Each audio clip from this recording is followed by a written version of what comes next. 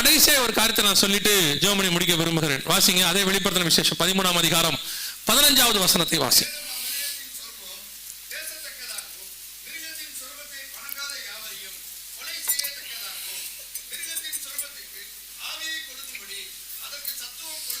மிருகத்தின் சொரூபத்திற்கு ஆவியை கொடுக்கும்படி அதற்கு, இதை பத்தி நமக்கு தெரியும், ஏற்கனவே நிறைய எடுத்திருக்கோம். இதோட அப்டேஷன் மட்டும் உங்களுக்கு நான் சொல்லிட்டு முடிக்க விரும்புகிறேன். கவனிங்க, இது எதை பத்தி சொல்லப்பட்டிருக்கிறது? மிருகத்தின் சொரூபம். சொரூபம்னா சிலை.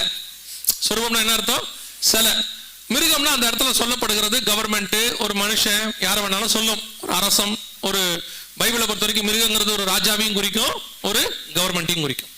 சோ ஒரு அரசாங்கத்தின் சிலையோ அல்லது ஒரு மனுஷனுடைய சிலையோ செய்யப்படும். 3ஆம் அதிகாரம் தானியேல் புத்தகத்துல நேபுகாத்நேச்சர் என்ன பண்றாரு?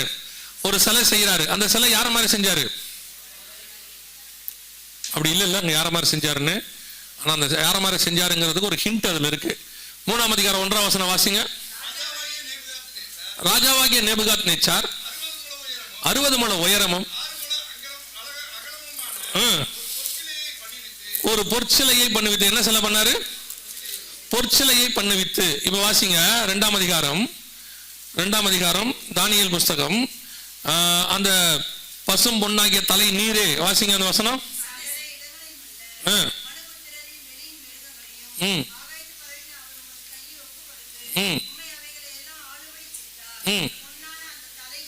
பொன்னான அந்த தலை.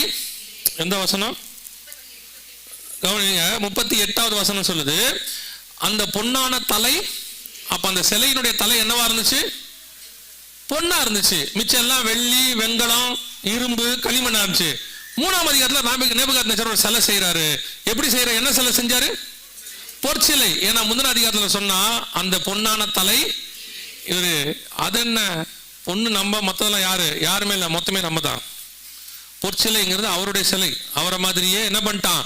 ஒரு பெரிய சிலை செஞ்சு நிக்க வச்சு எல்லாரும் வணங்கணும்ட்டான். இதே காரியம் தான் ரிப்பீட் ஆகுது வெளிப்படுத்தின விசேஷம் 13:15.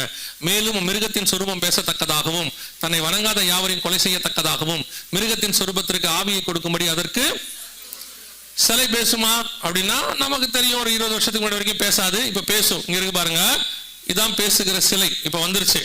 இதுக்கு பேரு இன்டராக்டிவ் ரோபோட் அப்படின்னு சொல்லுவாங்க, பேசுகிற சிலை. இதுல இப்ப நீங்க பாக்குறது இருக்கிறதுலயே கொஞ்சம் அட்வான்ஸ்ட் இன்டராக்டிவ். அதாவது என்ன கேள்வி கேட்டாலும் என்ன செய்யும்? பதில் சொல்லும். அதாவது உலகத்துல உள்ள நீங்க மிக முக்கியமான எவ்வளவு கேள்வி கேட்டாலும் என்ன செய்யும்? பதில் செய்யும். எனக்கு அந்த சிலை செய்யறவனை பார்த்தா எனக்கு ரொம்ப பிடிக்கும். இதை செஞ்சவனை ரொம்ப பிடிக்கும். அவன் எவ்வளவு பெரிய அறிவாளியா இருந்தா கூட பேசுற ரோபோட்டை பெண் ரோபோட்டா செஞ்சிருக்கான் பாருங்க. இல்ல அது என்ன கேள்வி கேட்ட ஒரு ஆண் ரோபோட்டை செய்யலாமா இல்லையா? என்ன கேள்வி கேட்டாலும் பதில் கொடுக்கணும்னா என்ன ரோபோட்டை செஞ்சிருக்கான்? பெண் ரோபோட்டா செஞ்சிருக்கான் பாருங்க. அவன் அவனுக்கு எவ்வளவு ஞானம் இருக்கும் பாருங்க. அவன் நினைச்சிருக்கான் கூட யார் பேசுவா அப்படின்ட்டு. இவங்க யோசிக்கிறாங்க, நாளைக்கு நீ வா நீ. இது தி மோஸ்ட் இன்டராக்டிவ் ரோபோட் அப்படின்னு சொல்லுவாங்க. இருக்கிறதுலயே என்ன கேள்வி கேட்டாலும் அதுக்கு உடனடியாக அது என்ன செய்யுமா? பதில் செய்யும். வெளிப்படுத்தல் 13:15 படி பேசுகிற சிலை தயாராக இருக்கிறது. பேசுகிற சிலை என்னவா இருக்கு? தயாராக இருக்கிறது. ஆனால் இந்த சிலையை பத்தின இன்னும் 2 முக்கியமான விஷயம் அதே வசனத்துல இருக்கு. ஒன்று, தன்னை வணங்காத யாவரையும் கொலை செய்கிற ரோபோட் வருமா அப்படின்னு கேட்டீங்கன்னா, இங்க பாருங்க, இது கொலை செய்கிற ரோபோட். இதுக்கு பேர் கில்லிங் ரோபோட்ஸ் அப்படின்னு சொல்லுவாங்க. இப்போ எல்லா ஆர்மியிலுமே, எல்லா உலகத்துல உள்ள, இப்ப இந்தியன் ஆர்மிலையும் சேர்க்க போறாங்க, எல்லா ஆர்மியிலுமே ரோபோட்டிக் பிரிவு வந்திருக்கு. ரோபோ வீரர்கள் கொண்டாந்துருக்காங்க. ரோபோ நாய்கள், ரோபோ குதிரைகள் எல்லாம் இருக்கு. இப்போ ரோபோ வீரர்கள் கொண்டாந்துருக்காங்க. எதுக்கு அப்படின்னு கேட்டீங்கன்னா, மனித உயிர்களுடையதான அந்த சேதத்தை குறைப்பதற்காக இப்போ ரோபோட் ஆர்மி, இது யூஎஸ்ல இருக்கு. இது US army training robot army யூஎஸ்ல கொண்டாண்டாங்க. இப்போ இது என்ன செய்யும்? கண்டிப்பாக எதிரி நாட்டு ராணுவத்தை என்னதான் செய்ய போகுது? கொலை தான் பண்ண போகுது. வெளிப்படுத்தல் 13:15 சொன்ன 2வது பார்ட் என்னவா இருக்கு? தயாராக இருக்கிறது. இப்போ ரோபோட் ஒன்று பேச ஆரம்பிச்சிருச்சு, பார்க்க ஆரம்பிச்சிருச்சு, சிலை பார்க்க ஆரம்பிச்சிருச்சு, பேச ஆரம்பிச்சிருச்சு. கொலை செய்யும் ரோபோட்டுகளும் இப்ப என்னவா இருக்கு? தயாராக இருக்கு. அதுல மிக முக்கியமானது 3வது என்ன அப்படின்னு சொல்லி கேட்டீங்கன்னா, அதற்கு ஆவியை கொடுக்கும்படி அதற்கு. இப்போ இதுல ஆவியை கொடுத்தல்னா என்ன? இந்த ரோபோட்டுக்கு ஆவியை கொடுத்தல் என்பது எதை குறிக்கிறது அப்படின்னு கேட்டீங்கன்னா, இப்போ லேட்டஸ்டாக அறிவு, செயற்கை நுண்ணறிவு அப்படின்னு ஆர்டிபிஷியல் இன்டெலிஜென்ஸ் அப்படின்னு சொல்றாங்க. அந்த ஏஐ அப்படின்னு சொல்லுவாங்க, ஆர்டிபிஷியல் இன்டெலிஜென்ஸ், அதோட கூட இந்த ரோபோட்டிக் இந்த டெக்னாலஜியை சேர்த்து பேசுகிற, பார்க்கிற, சிந்திக்கிற ரோபோட்டுகள் ரெடியாக இருக்கு. இங்க பாருங்க, இது பார்க்கிற, பேசுகிற. சவுண்ட் வைக்க முடியுமாப்பா? சரி, கவனிங்க, இருக்கட்டும், கவனிங்க. இது இது ரோபோட், ஆக்சுவலா ஆர்டிபிஷியல் இன்டெலிஜென்ஸ் ரோபோட். இது டிவில நியூஸ் வாசிக்குது, சரியா? இது ஆன் ரோபோட், இதுவும் நியூஸ்ல வாசிக்குது. இப்ப சைனால டிவி நியூஸ் வாசிக்கிறதுக்கு ரெடி பண்ணியாச்சு. இப்ப தமிழ்நாட்டிலுமே தமிழ் சேனல் ஏதோ ஒன்றுல அன்னைக்கு போட்டிருந்தாங்க, இந்த மாதிரி ஆர்டிபிஷியல் இன்டெலிஜென்ஸோட நியூஸ் வாசிக்கிறதான ரோபோட்டுகள் கொண்டு வந்தாச்சு. இப்போ இது யோசிக்க தொடங்குது. நல்லா கவனிங்க, இதான் இங்க இருக்கிறதுல டேஞ்சர் இங்க தான் உருவாகுது. முன்னாடி என்ன செய்வாங்கன்னா, நம்ம டேட்டாஸ் கொடுப்போம், அது அதுக்கு என்ன செய்யும், ரிப்ளை கொடுக்கும், நம்ம கண்ட்ரோல்ல அது இருந்துகிட்டு. இப்போ ஆர்டிபிஷியல் இன்டெலிஜென்ஸ்னா அதுவே சுயமா யோசிச்சு அதுவே செய்யும். சுயமா யோசிச்சு அதுவே செய்யற இடத்துக்கு இப்போ கொண்டாந்தாச்சு. மனுஷன் தான் அதை அப்படி கொண்டாந்தான். ஆனா இப்போவே அந்த ஆர்டிபிஷியல் இன்டெலிஜென்ஸை உருவாக்குன தந்தைன்னு சொல்லுவாங்க, father of the artificial intelligence, Geoffrey Hinton. இங்க இருக்காரு பாருங்க, இவர் தான் அவரு.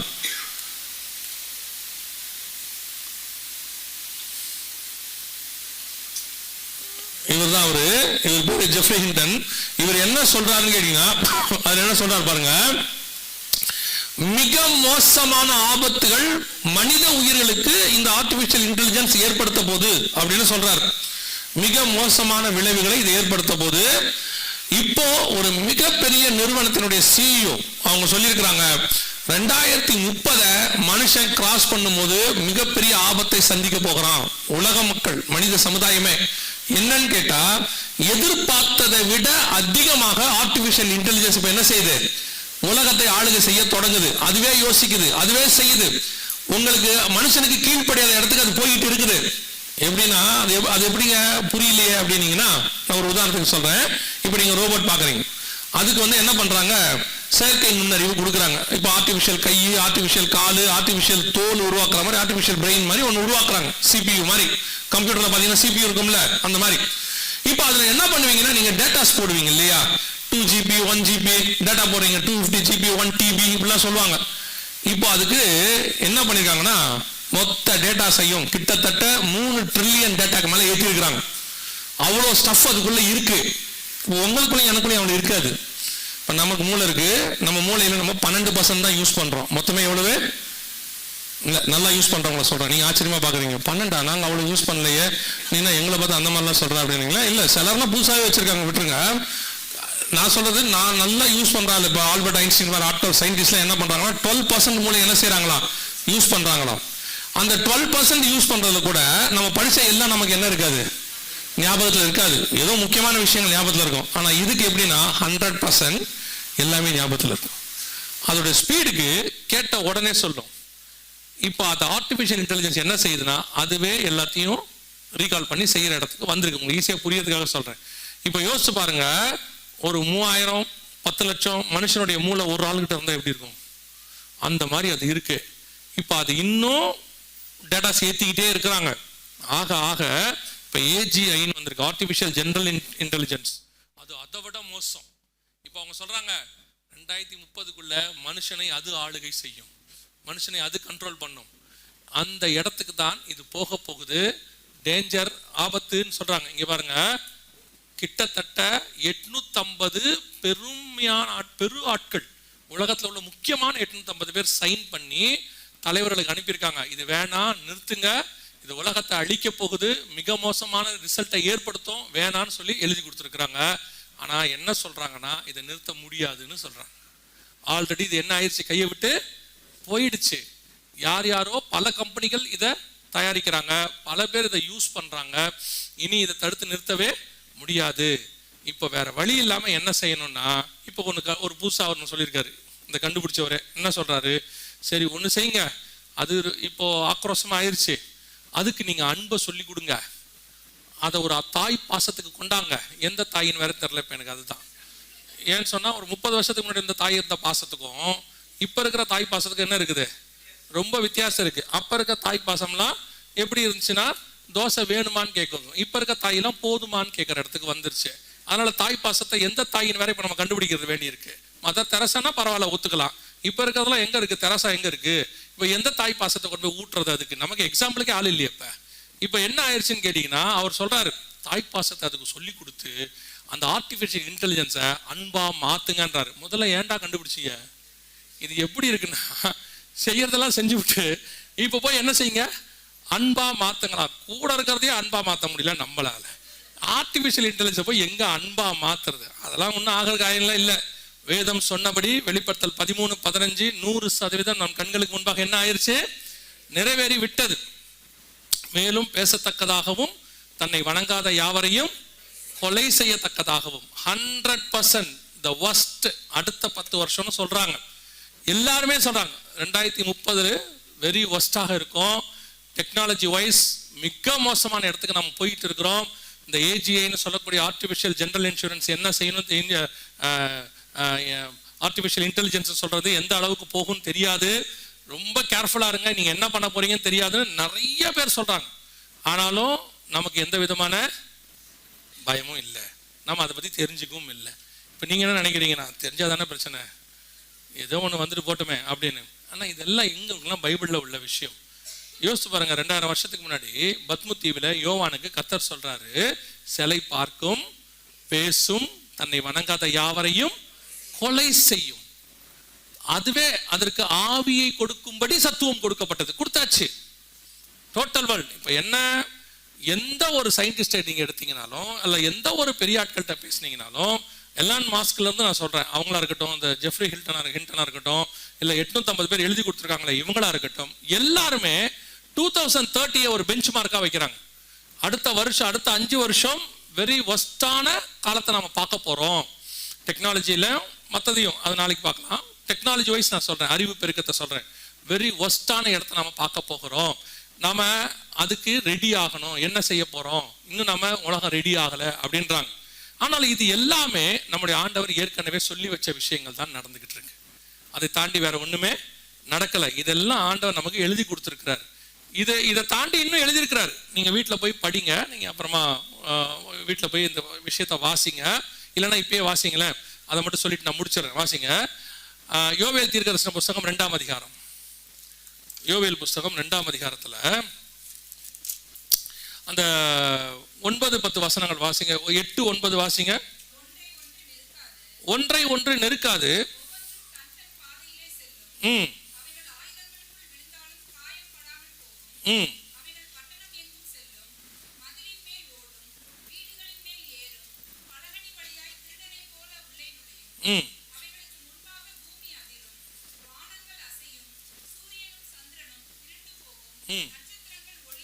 இது யோவேல் புஸ்தகத்துல கரெக்டா வருகைக்கு முந்தின இடத்துல இருக்கு. 10வது வசனத்துல இருக்கு. 16வது வசனத்துல வருகை நடக்குது. மணவாளன் தன் அறையையும் மணவாட்டி தன் மறைவையும் விட்டு. இது என்னது? இந்த சம்பவம் எதை பத்தி சொல்லப்பட்டிருக்கு, என்ன காரியங்களை குறிக்குது அப்படின்னு கேட்டீங்கன்னா, இது இன்னைக்கு உள்ளதான ஆர்டிபிஷியல் இன்டெலிஜென்ஸோட இயங்கக்கூடியதான ஒரு ட்ரோன் டெக்னாலஜி. அங்க அந்த வசனம் சொல்லுது பாருங்க, பட்டணம் எங்கும் செல்லும், மதில் மேல் ஓடும், வீடுகள் மேல் ஏறும், பலகனி வழியாய் திருடனை போல் நுழையும். இங்க பாருங்க, இது சொல்லப்படுறது இங்க இருக்கு பாருங்க.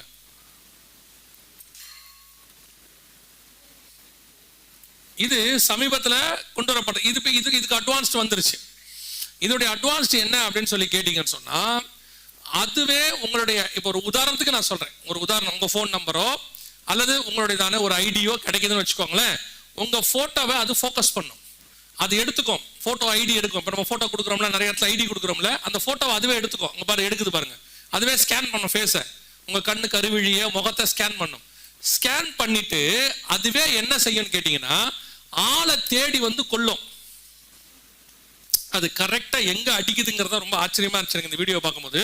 வந்து நேரா வந்து என்ன, அது உள்ள 3 மில்லிகிராமுக்கு வெடிபொருள் இருக்கு. நேரா வந்து நெத்தியில அடிக்கும் பாருங்க. இப்ப பாருங்க, அவர் வந்து இது வந்து ஒரு பைலட் வீடியோ சொல்லுவாங்க, ஒரு இந்த வீடியோ மாதிரி, டெஸ்ட் வீடியோ மாதிரி. அவர் அது இது பண்றாரு. அது என்ன செய்யும், இப்ப அந்த ஆளை ஒருத்தர் இருக்கிறார் பாருங்க, அவர் மேல இருக்கும், நேரா போய் அவரை தாக்கும். அதுவே கண்டுபிடிக்கும் இந்த முகத்துக்குரியவர் எங்க இருக்கிறாரு அப்படின்னு சொல்லி. இப்ப பாருங்க, பலகனி வழியாய் நுழையும், ஒன்றை ஒன்று நெருக்காது, இதெல்லாம் இருக்கும். அது எப்படி வந்து ஒரு ஆளை அடிக்கிறதுன்னு மட்டும் கவனிங்க. அங்க பாருங்க, அவ்வளவுதான். இப்ப இந்த நெத்தியில் அடிக்கிறது ஏன் நான் அவ்வளவு இம்பார்ட்டண்டா சொன்னேன்னா, வெளிப்படுத்தல் 13:16 முதல் 18 வசனத்துல தங்கள் தங்கள் வலது கைகளிலாவது நெற்றிகளிலாவது முத்திரை பெறாதவர்கள், முத்திரை பெற்றவன விட்டுரும், முத்திரை பெறாத ஆளை தேடும், ஊர் ஊரா தேடும். அப்படி தேடுமான்னு கேக்குறீங்களா? இந்த வீடியோவை தொடர்ந்து பாருங்க. அது எப்படி ஒரு ஊருக்குள்ள போகுது, ஒரு கட்டடத்துக்குள்ள போகுது, ஒரு ஆளை எப்படி தேடுதுங்கிறத டெமோ பண்ணி காட்டியிருப்பாங்க, காட்டுவாங்க பாருங்க. இது ஒரு 5 வருஷத்துக்கு முன்னாடி உள்ளதான டெக்னாலஜி. இப்ப இதோடைய அட்வான்ஸ்டு வந்துருச்சு, ஆண்டவர் சொன்ன அட்வான்ஸ் வந்துருச்சு. இப்போ ஒரு ஒரு உதாரணத்துக்கு சொல்றேன். ஹிரோஷிமா நாகசாக்கி அழிச்சாங்க. அழிக்கும் போது குண்டு போட்ட ஊரே என்ன பண்ணிட்டாங்க? அழிச்சிட்டாங்கல்ல. இனிமேட்டு அப்படி செய்ய வேண்டாம். ஒரு ஊரை அழிக்க வேண்டாம், அந்த வளத்தை அழிக்க வேண்டாம், அங்க இருக்க மரம் செடி கொடி அழிக்க வேண்டாம். அதுவும் வசனத்துல இருக்கு. 9ஆம் அதிகாரம் 4ஆம் வசனம் வெளிப்படுத்த விஷயம் நீங்க வாசிச்சீங்கன்னா, அதாவது எந்த மரம், இப்ப அது போது பாருங்க, ஒரு ஊருக்குள்ள போகுது, அப்படியே நேரா போய் அந்த ஊர்ல உள்ள மனுஷங்களை மட்டும் அடிக்கும், வேற எதையுமே செய்யாது. பாருங்க, பலகனி வழியாய் நுழையும். இது உங்களுக்கு அது அது அப்படியே அந்த வசனம் யோவேல் 2500 வருஷத்துக்கு முன்னாடி வருது. அது எப்படி நுழையுதுன்னு காட்டுவாங்க பாருங்க. ஒன்றை ஒன்று நெருக்காது, எப்படி வழி கொடுத்து போகும் பாருங்க, அவங்க காட்டுவாங்க பாருங்க. வேதத்தில் சொன்னபடியே நம் கண்களுக்கு முன்பாக ரெடி ஆயிருச்சு. இப்ப இது போய் அந்த ஊருக்குள்ள போய் அந்த அதுகிட்ட டேட்டாஸ் இருக்கும், அது அதுக்குள்ள ஸ்டோர் பண்ணிடுவாங்க. இப்ப அது போகும் பாருங்க, புறப்பட்டு போகுது பாருங்க, அவ்வளவுதான். நேரம் ஒவ்வொன்றும் ஒரு பர்டிகுலர் ஆளை போய் அடிக்கும். எந்த மரமோ செடியோ எதுவுமே சேதப்படாது, ஒண்ணுமே நடக்காது. எப்போது பாருங்க, தேடுது, உள்ள எப்படி போகும் பாருங்க, அவ்வளவுதான். ஒட்டச்சிக்கிட்டு உள்ள போயிடும், தனித்தனியா போகுது பாருங்க.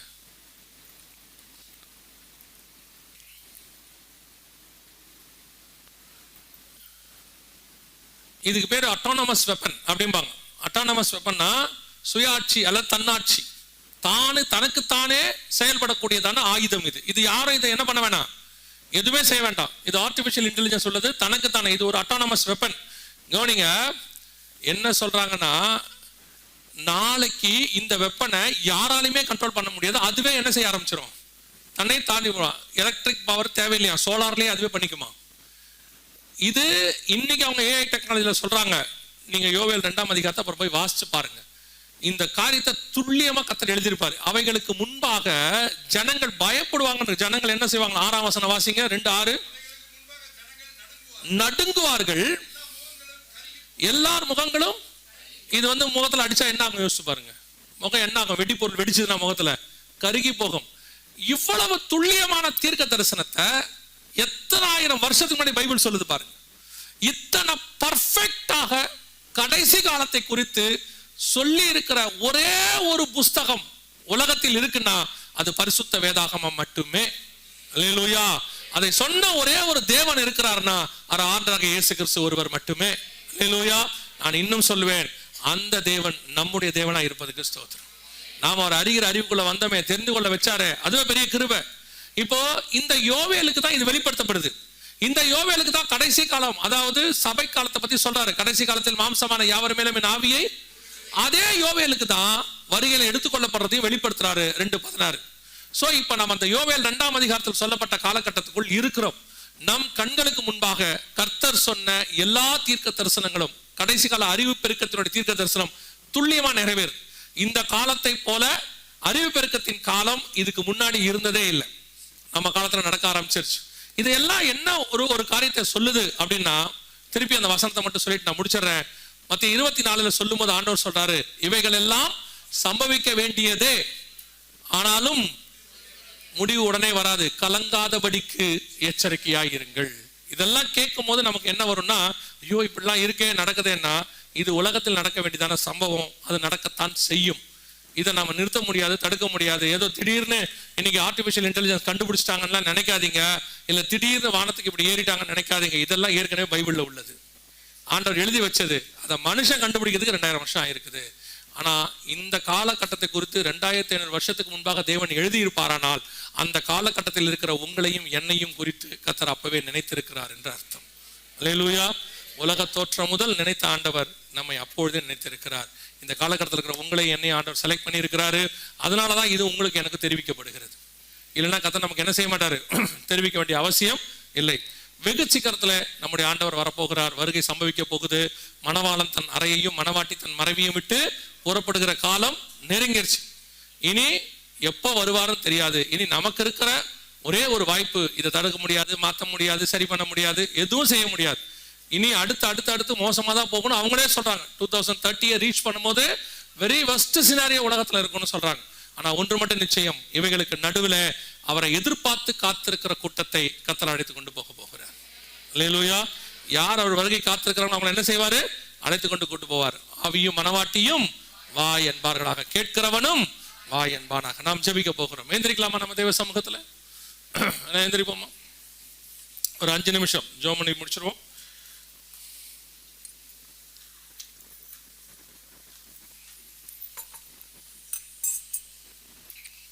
கண்களை மூடுவோம். தேவனை சந்திப்பதற்கு வேதம் சொல்லுது, ஆமோஸ் 4:12, உன் தேவனை சந்திப்பதற்கு ஆயத்தப்படு.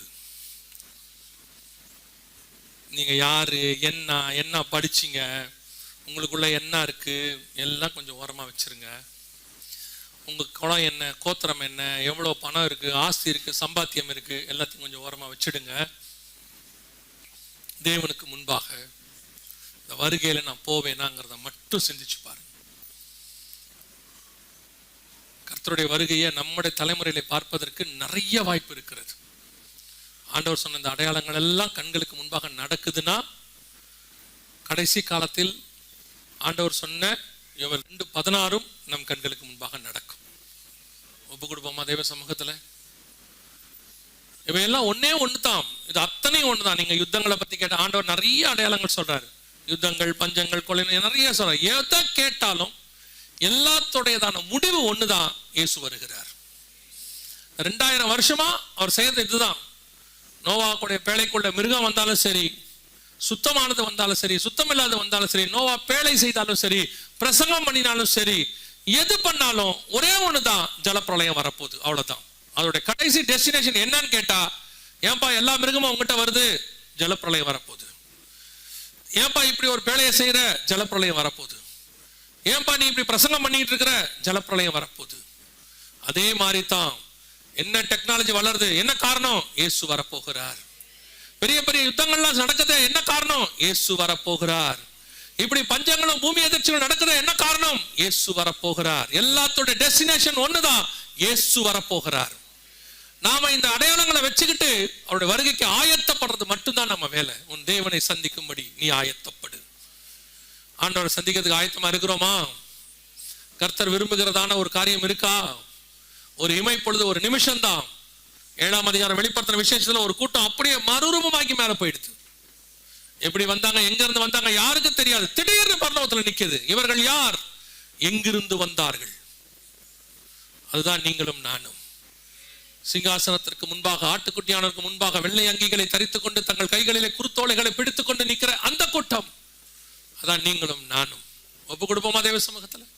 ஆண்டவரே, உம்மை சந்திக்கும்படி எங்களை ஆயத்தப்படுத்துகிறோம். நாங்கள் காத்திருக்கிறோம்.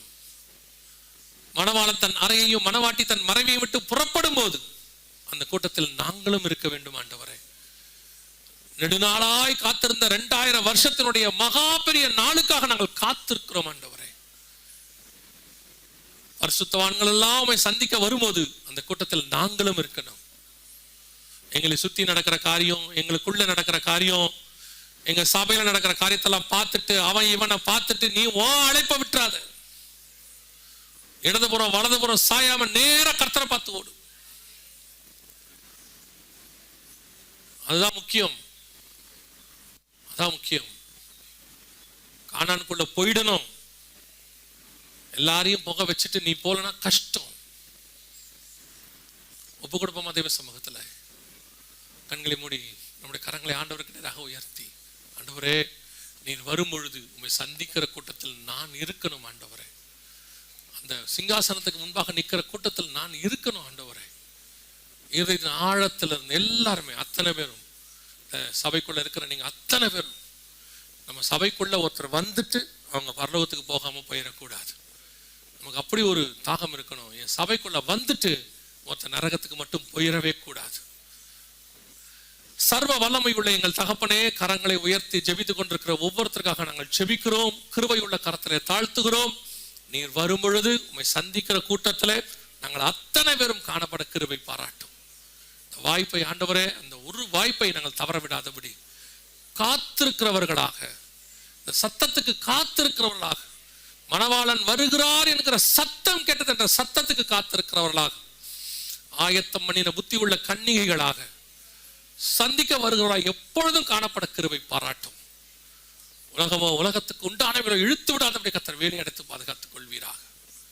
மகிமையுள்ள கரத்தில் எங்களை தாழ்த்துகிறோம். எங்கள் ஆண்டவர் இயேசு கிறிஸ்துவின் நாமத்தில் பிதாவே.